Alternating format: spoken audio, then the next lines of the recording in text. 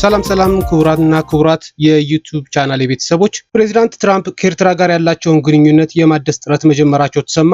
የእስራኤሉ ጠቅላይ ሚኒስትር ቤንያሚን ኔታንያሁ ፕሮቴስት ካንሰር ሕክምና ተደረገላቸው። የአሜሪካ መከላከያ ሚኒስቴር በሆርሙዝ ወሽመጥ ላይ ፈንጂ ማጥመድ የተኩስ አቁም ጥሰት ነው አሉ። እነዚህንና ሌሎች አጫጭር መረጃዎችን ይዤላችሁ መጥቻለሁ። ቤተሰብ ቻናሌን ሰብስክራይብ ማድረግን አትርሱ። ወደ መጀመሪያው መረጃ ያልፋለሁ። የእስራኤሉ ጠቅላይ ሚኒስትር በመጀመሪያ ደረጃ ላይ ያለ ፕሮቴስት ካንሰር ሕክምና ተደረገላቸው። የእስራኤሉ ጠቅላይ ሚኒስትር ቤንጃሚን ኔታንያሁ ካንሰር ሊያመጣ የሚችል እጢ እንደተወገደላቸው ዓመታዊ የሕክምና ሪፖርታቸው ማሳየቱን ተከትሎ ጥሩ አካላዊ ጤንነት ላይ እንደሚገኙ ተናገሩ። ኔታንያሁ በኤክስ ገጻቸው ባሰፈሩት ጽሑፍ መደበኛ የሕክምና ክትትል በሚደረግበት ወቅት ሐኪሞች የመጀመሪያ ደረጃ ላይ ያለ ወደ ካንሰር ሊቀየር የሚችል እጢ ማግኘታቸውን ገልጸዋል።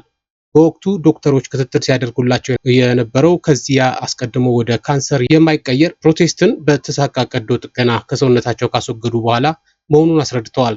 ሕክምናው ችግሩን አስወግዶታል፣ ምንም ምልክት አልተወም ብለዋል።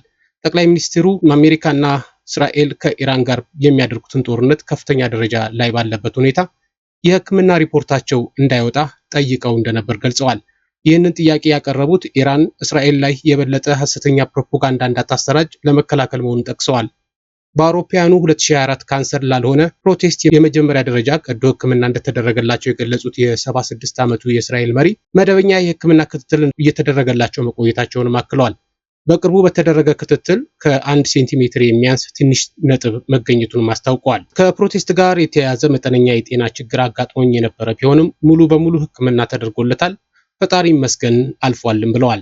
ጠቅላይ ሚኒስትሩ ባሰፈሩት ረጅም ጽሑፍ ሕክምናውን ለማድረግ የወሰንኩት ሊከሰት ስለሚችል አደጋ በሰዓቱ መረጃ ሲሰጠኝ ወዲያውኑ ምላሽ መስጠት ስለምፈልግ ነው ብለዋል። የኔታንያሁ የጤና ሁኔታ ይፋ የሆነው ከሳምንታት በኋላ በዋይት ሃውስ ጉብኝት ለማድረግ እየተዘጋጁ ባሉበትና አሜሪካም ከኢራን ጋር እየተደረገ ላለው ጦርነት ዘላቂ የሰላም ስምምነት ለመፈጸም እየጣረች ባለችበት ወቅት ነው። እስራኤል በኢራን ከሚደገፈው ሂዝቦላ ጋር የገባችበትን ግጭት ለመግታት የተደረሰው የሊባኖስ ተኩስ አቁም ስምምነትም ለተጨማሪ 3 ሳምንታት ተራዝሟል። ፕሬዚዳንት ትራምፕ ከኤርትራ ጋር ያላቸውን ግንኙነት የማደስ ጥረት መጀመራቸው ተሰማ።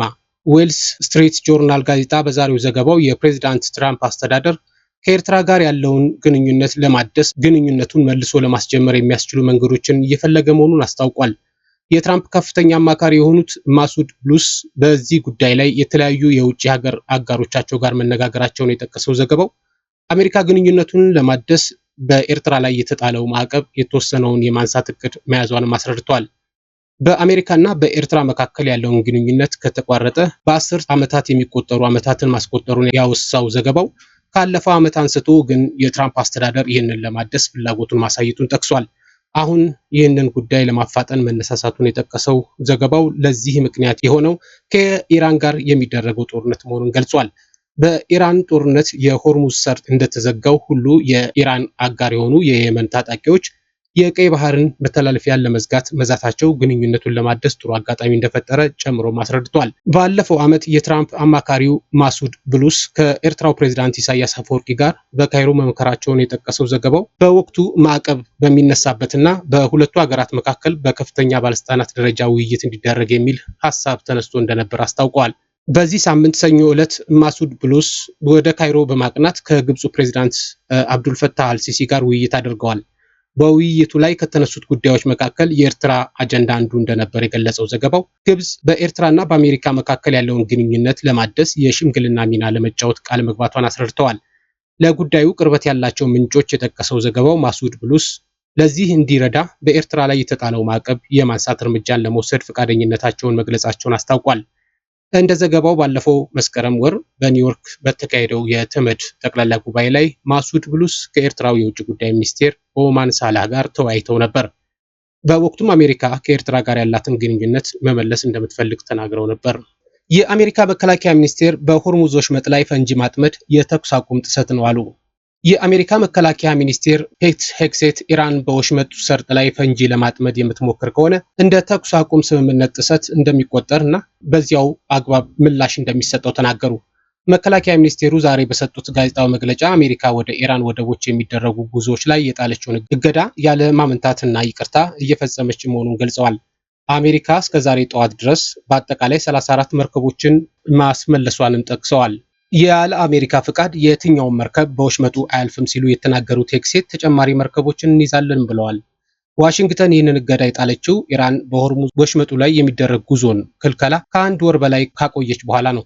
ኢራን ባለፉት ቀናት 2 መርከቦች ላይ ተኩስ እንደከፈተችና እንደያዘች ተገልጾም ነበረ። የመከላከያ ሚኒስቴሩ ሄግሴት የተያዙት የአሜሪካና የእስራኤል መርከቦች አለመሆናቸውን ተናግረዋል። አክለውም ፈጣን ጀልባ ከሽጉጥ ጋርና የተሳሳተ ዓላማ ጋር የያዘ ሰው በሙሉ ሊያደርገው ይችላል ሲሉ የኢራን እርምጃን አጣጥለዋል። ፕሬዚዳንት ዶናልድ ትራምፕ የአሜሪካ ባህር ኃይል በውሃ መተላለፊያው ላይ ፈንጂ ለማጥመድ ወይም የመርከቦችን ጉዞ ለማስተጓጎል የሚሞክር የኢራን ፈጣን ጀልባዎችን እንዲያወድም ትዕዛዝ ሰጥተዋል። የመከላከያ ሚኒስቴር ሄግሴትም ያለምንም ማመንታት ለማውደም እንተኩሳለን ብለዋል። መከላከያ ሚኒስቴሩ ኢራን በሆርሙዝ ወሽመጡ ላይ ፈንጂ እንደምታጠምድ ስለመዛቷም ተጠይቀው በግድ የለሽነት እና ኃላፊነት በጎደለው መንገድ ተጨማሪ ፈንጂዎችን ለማጥመድ የሚደረግ ሙከራ ካለ ምላሽ እንሰጠዋለን ብለዋል።